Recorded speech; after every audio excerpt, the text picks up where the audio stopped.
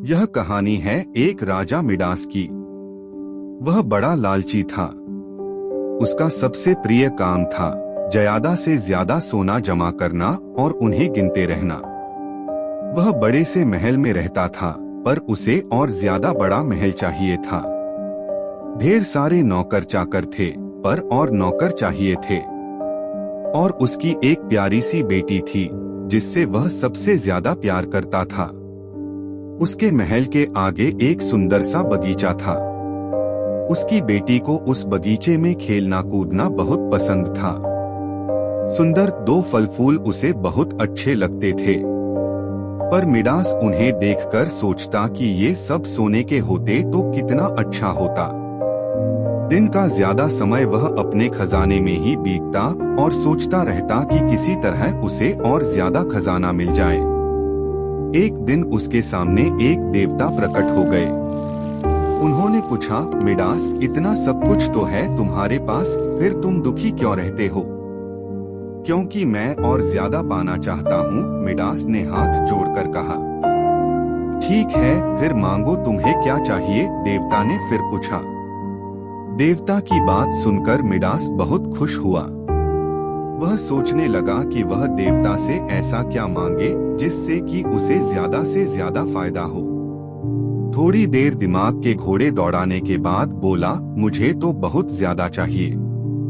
क्या ऐसा हो सकता है कि मेरे छूने से कोई सामान सोने में बदल जाए? तब मैं बहुत सारा सोना जमा कर लूंगा। बिल्कुल हो सकता है। अगर तुम्हें यही चाहिए तो ठीक है।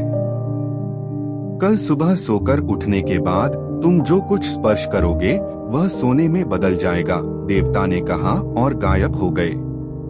मिडास को अपने कानों पर और अभी तो उसने जो देखा उस पर यकीन नहीं हो रहा था। एक देवता उसे इतना बड़ा वरदान देकर गए थे। उसे इतनी उत्तेजना हो रही थी कि रात में उसे नींद नहीं आ रही थी। उसे लग रहा था कि कब सवेरा हो और वह हर चीज को छू चुकार सोने का बना दे। सोने का महल, सोने का बगीचा, सब कुछ चारों तरफ सोने का होगा। वह दुनिया में सबसे अमीर बन जाएगा। यह सब सपना देखते हुए आखिरकार वह सो गया। सुबह आंख खुली तो देवता की बात उसे याद आ गई। वह उठने लगा तो उसका पलंग सोने का बन गया। यह देखकर वह खुशी से उछाल पड़ा। वह दौड़ दौड़कर अपने कमरे में रखी हर चीज छूने लगा और पल भर में वह चीज सोने में बदलकर जगमगाने लगती। वह पागल जैसा हो गया, कमरे के बाहर दौड़ा और हर चीज को छू छू कर सोने का बनाने लगा। उसका पूरा महल सोने का हो गया। वह खुशी से जोर जोर से ठहाका लगाने लगा, मैं बन गया दुनिया का सबसे अमीर आदमी। फिर वह बगीचे की तरफ दौड़ा और वहाँ भी उसने सारे फूल, पत्ते, पेड़, पौधे, पूरा बगीचा सोने का बना दिया। इतनी भागा दौड़ी में उसे तेज भूख लग गई। वह महल के अंदर दौड़ा खाना खाने के लिए। खाने की मेज पर तरह तरह के पकवान सजे थे। जल्दी से कुछ अंगूर उठाकर उसने अपने मुंह में डाला, पर यह क्या, उसके मुंह में तो सोने के अंगूर थे। उसके दांत टूटते टूटते बचे। वह जो कुछ भी खाने की कोशिश करता वह सोने में बदल जाती और वह खा नहीं पा रहा था। फिर उसने पानी पीने की कोशिश की तो जैसे उसके मुंह में पिघला हुआ सोना था। उसे तुरंत बाहर फेंकना पड़ा और दुखी होकर बैठ गया कि अब वह खाना कैसे खाए। तभी बाहर से उसकी बेटी रोती हुई आई, पिताजी, दो, मेरा प्यारा सुंदर बगीचा पूरा बर्बाद हो गया। फूल पत्ते अब रंग बिरंगे और खुशबूदार नहीं हैं। सब कुछ पीला और सख्त है। यह कहती हुई वह रोते दो आई और मिडास के गले आ लगी। वह कुछ बोल पाटा इससे पहले ही उसकी प्यारी बेटी उसकी आंखों के सामने बन गई सोने की।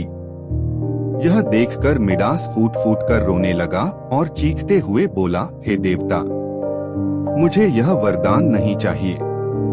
कृपा करके यह वरदान वापस ले लो। इस तरह से वह बहुत देर तक रोता रहा और देवता को याद करता रहा। देवता फिर से उसके सामने प्रकट हुए और उसे उसके महल के पास वाली नदी में जाकर नहाने के लिए कहा। नहाते वक्त जादू उसकी हाथों से बहकर नदी के पानी में जा मिला और वह जादू से मुक्त हो गया।